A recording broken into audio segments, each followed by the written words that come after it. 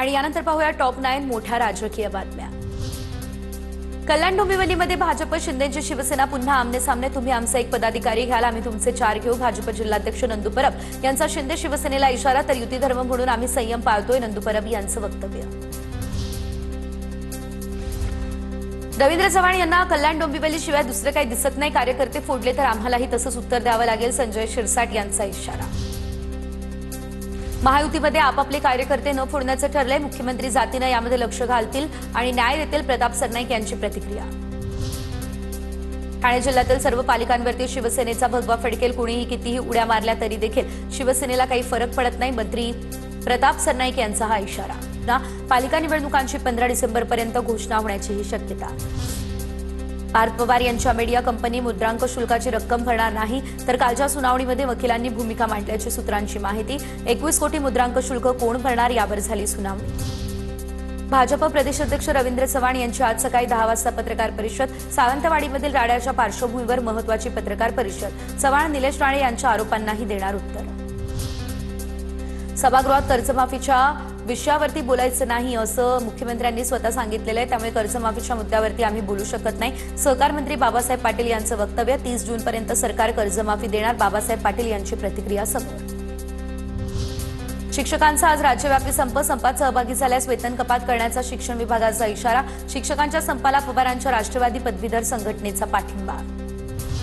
शिक्षकांनी शाळा बंद ठेवल्यास त्यांच्यावरती कारवाई होणार, शिक्षण संचालनालयाचा हा आदेश। मात्र 1 दिवसाच्या वेतन कपात केली जाणार, तर माघार घेणार नाही अशी शिक्षकांची भूमिका। रशियाचे राष्ट्राध्यक्ष पुतीन 2 दिवस भारत दौऱ्यावर, पंतप्रधान मोदींकडून स्वतः पुतीन यांचं स्वागत। पुतीन यांचं भारतात स्वागत करताना आनंद झाला, पंतप्रधान मोदींचं ट्विट। पुतीन आणि पंतप्रधान मोदींचा महाराष्ट्र पासिंगच्या गाडीतून प्रवास। एक मोठी बातमी समोर येते। राणीच्या बागेतील शक्ती वाघाच्या आधीच रुद्र वाघाचा मृत्यू झाला असल्याचं कळतंय। रुद्र वाघ काही दिवसांपासून आजारी होता अशी देखील माहिती आता मिळते। राणीच्या बागेतील रुद्र वाघाचा 29 ऑक्टोबरलाच मृत्यू झालेला आहे।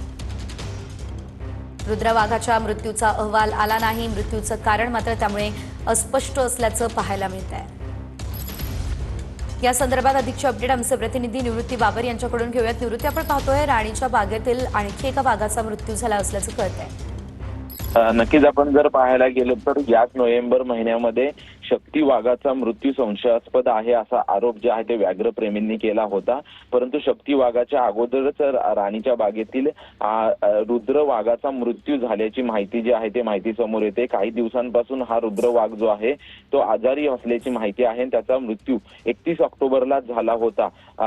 शक्ती आणि करिश्मा यांचा जो हा रुद्र वाघ आहे तो बछडा होता, लहान वाघ हा खरं तर होता, परंतु त्याचा मृत्यू देखील 29 ऑक्टोबर रोजी झाला। परंतु राणीच्या बागेच्या वतीने याची माहिती जी आहे ते उशिरा देण्यात आलेली आहे।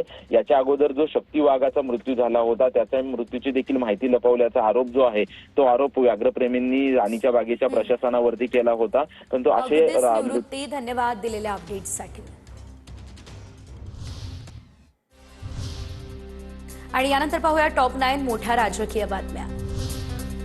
कल्याण डोंबिवलीमध्ये भाजप शिंदेची शिवसेना पुन्हा आमने-सामने। तुम्ही आमचा एक पदाधिकारी घ्याल, आम्ही तुमचे 4 घेऊ। भाजप जिल्हाध्यक्ष नंदू परब यांचा शिंदे शिवसेनेला इशारा, तर युती धर्म म्हणून आम्ही संयम पाळतोय, नंदू परब यांचं वक्तव्य। रवींद्र चव्हाण यांना कल्याण डोंबिवली शिवाय दुसरे काही दिसत नाही, कार्यकर्ते फोडले तर आम्हालाही तसंच उत्तर द्यावं लागेल, संजय शिरसाट यांचा इशारा। महायुतीमध्ये आपापले कार्यकर्ते न फोडण्याचं ठरलंय, मुख्यमंत्री जातीनं यामध्ये लक्ष घालतील आणि न्याय देतील, प्रताप सरनाईक यांची प्रतिक्रिया। ठाणे जिल्ह्यातील सर्व पालिकांवरती शिवसेनेचा भगवा फडकेल, कुणीही कितीही उड्या मारल्या तरी देखील शिवसेनेला काही फरक पडत नाही, मंत्री प्रताप सरनाईक यांचा हा इशारा। तपोवनातल्या वृक्षतोडीची चिंताही करणारे बकरी ईदला गप्प का? तपोवनातील वृक्षतोडीवरून नितेश राणे यांचा ट्विट करत सवाल। ईदला बकरी कापण्याला विरोध करताना कोणी दिसत नाही असाही लगावला टोला। नितेश राणे यांना बकरी आणि झाडांमधला फरक कळतो का? बकरी काय ऑक्सिजन देते का? असे मंत्री असतील तर महाराष्ट्र उजाड बनेल, पर्यावरण प्रेमी बागुल यांचा हल्लाबोल।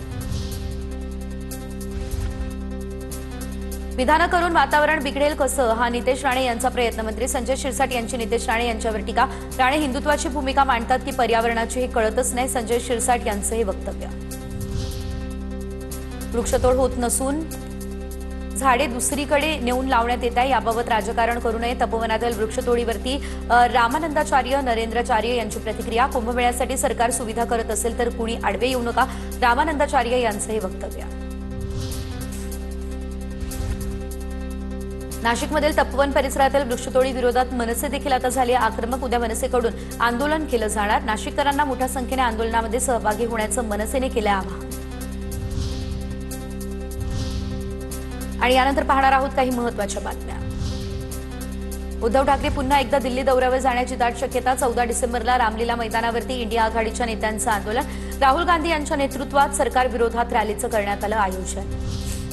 मुंबईमध्ये 7 डिसेंबरला जैन समाजाकडून आता मोर्चाचं आयोजन. जीवदया आणि कबूतर बचाव या अभियानाला होणार सुरुवात. जैन मुनी निलेश चंद्र विजय महाराज यांच्या नेतृत्वाखाली मोठी जनजागृती यात्रा काढली जाईल. इंडिगोची देशभरातील 380हून अधिक उड्डाणं रद्द. वैमानिकांच्या कमतरतेमुळे उड्डाणं रद्द झाली अशी देखील माहिती. दिल्लीमध्ये 95, मुंबईमध्ये 85, हैदराबादमध्ये 70 आणि बंगळुरूमध्ये 50 उड्डाणं रद्द.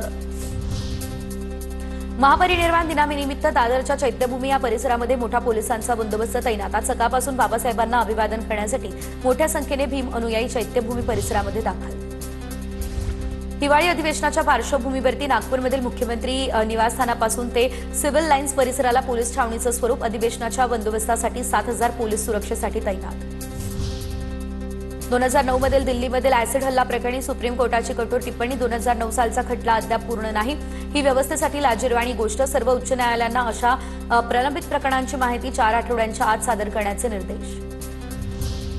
देशात नवीन इलेक्ट्रॉनिक आणि बॅरियर लेस टोल सिस्टीम आणली जाणार. केंद्रीय रस्ते वाहतूक मंत्री नितीन गडकरी यांची माहिती. वर्षभरात महामार्गावरील सध्याची टोल वसुली प्रणाली ही बंद होणार. विजय मल्ल्या भारतात आल्यावरच आर्थिक गुन्ह्याला आव्हान देणाऱ्या याचिकेवर सुनावणी. उच्च न्यायालयानं फटकारलं. FEO कायद्याच्या अंमलबजावणीला मल्ल्यानं वकील अमित देसाई यांच्यामार्फत दिलेलं आव्हान.